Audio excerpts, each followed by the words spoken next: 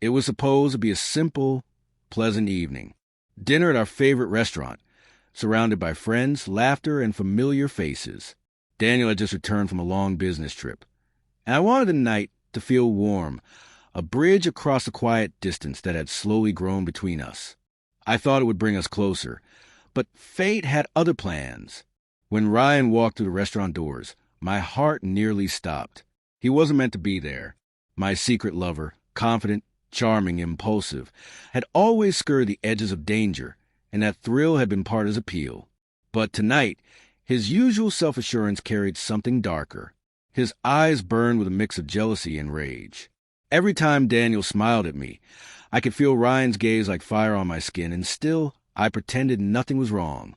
Daniel, ever the gentleman, filled the table with stories from his trip, light and genuine, drawing laughter from everyone around. I smiled where I could, though inside I was unraveling. My hand shook as I raised my glass, silently praying the evening would pass without incident. Across the table, Ryan sat rigid, jaw tight, his silence heavy, drawing curious glances from the other diners. I avoided his eyes, terrified of what might happen next. And then it happened.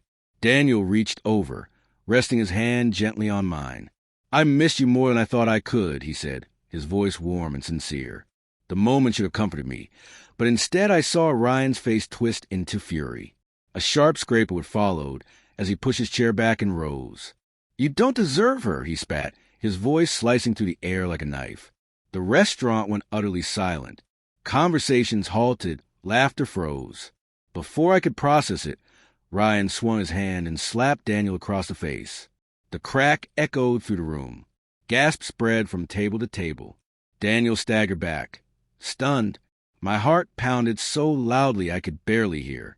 Ryan's chest heaved, face red with anger, but beneath it was something raw and desperate. He wasn't trying to humiliate Daniel. He was trying to hurt me.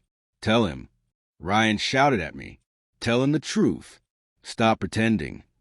My throat tightened. Words refused to come. Every pair of eyes in the restaurant bore down on me. Friends, co-workers, neighbors, staff, all witnesses to the chaos unfolding. Daniel turned slowly toward me, expression unreadable, his calm voice chilling in its control. "What truth?" I opened my mouth, but no words emerged. I wanted to explain, to lie, even to flee, but I couldn't.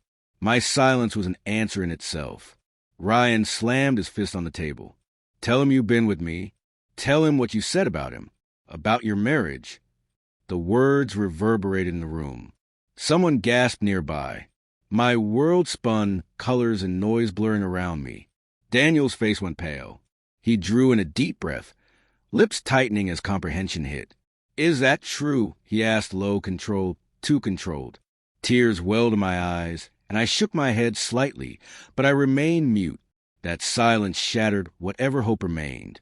Daniel looked between me and Ryan with an expression I had never seen before. Not anger, not heartbreak, but something sharper, colder. He straightened his jacket, pulled out his phone, and made a call. Minutes later, 2 uniformed security guards arrived and seized Ryan as he shouted my name, trying to reach me. Daniel didn't raise his voice, didn't strike back, didn't curse. He didn't even look at Ryan again. That, somehow, terrified me more than any outburst could have. He was no longer acting on emotion. He was in complete control. Once Ryan was removed, Daniel addressed the silent restaurant. "Dinner's over," he said simply. Then he walked out, calm and composed, leaving me standing in humiliation, my world collapsing before a silent audience. I chased him outside, calling his name, begging him to stop and let me explain. He didn't turn once. He got into his car and drove away without a word.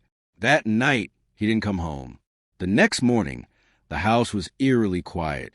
On the dining table sat a single folded note in Daniel's handwriting. "You've chosen your path. I hope he was worth it." My hand shook as I read the words over and over, the message searing itself into my mind. I tried to call him. His number was blocked. I called Ryan, no answer. The panic sank in. By evening, I learned Ryan had been arrested. Daniel had filed charges for assault and public defamation, supported by security footage and witness statements. The man who claimed to love me enough to fight for me had destroyed himself in a single reckless act. Days later, divorce papers arrived. Daniel had already moved his belongings out quietly and efficiently. He never looked back. Word spread. Whispers of the slap, the affair, the public humiliation.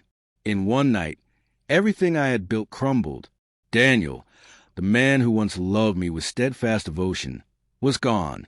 Ryan, the man I thought I couldn't resist, had disappeared into his own ruin.